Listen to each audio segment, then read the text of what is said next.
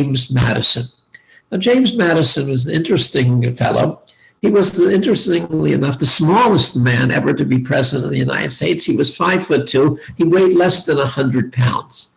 But he was very, very important. He's often called the father of the Constitution because he wrote the first draft of the Constitution of the United States. And as I said, along with Alexander Hamilton and John Jay, he was the author of the Federalist Papers. And James Madison apparently had Jews that he got along quite well with. He wrote in his journal that when he was a young man and he came to Philadelphia as a delegate to the Continental Congress, like many of the delegates, I presume, he was broke. And so he went to Chaim Solomon for a loan. And he notes that Chaim Solomon would always give him a loan and never accept any interest whatsoever. And he called Chaim Solomon our little friend on Front Street being the street where Chaim Solomon's business was located.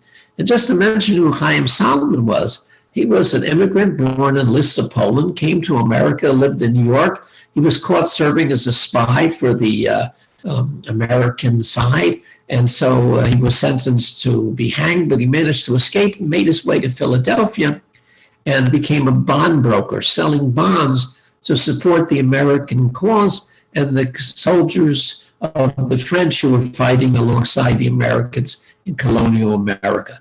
So James Madison was extremely important, and he had this positive relationship with Chaim Solomon, we called a friend.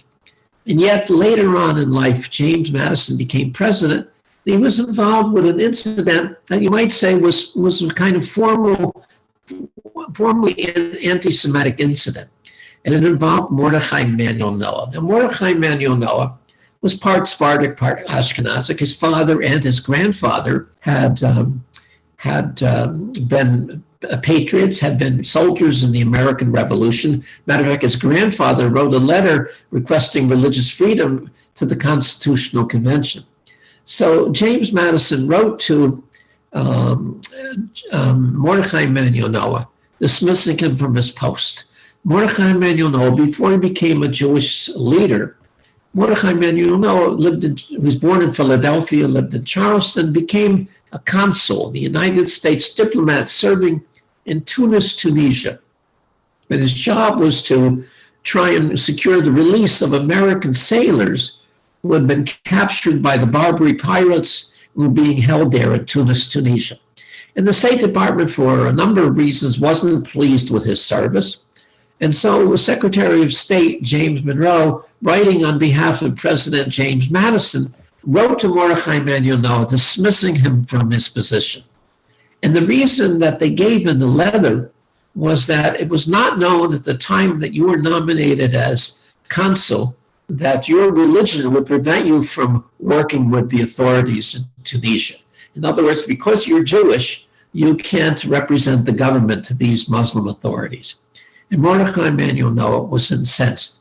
He felt this was total discrimination. He said, in America, all citizens are equal. And being an equal citizen, he had the right to serve as a consul as much as anyone. So he protested this discrimination against Jewish people. And James Madison never apologized to him and never restored him to his position.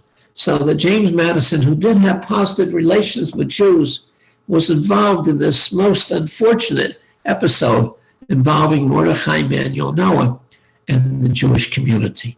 So these individuals, Ben Franklin and Thomas Jefferson, John Jay, John Adams, James Madison, all had kind of negative reaction to Jews as well as positive ones, but they all believed in religious freedom.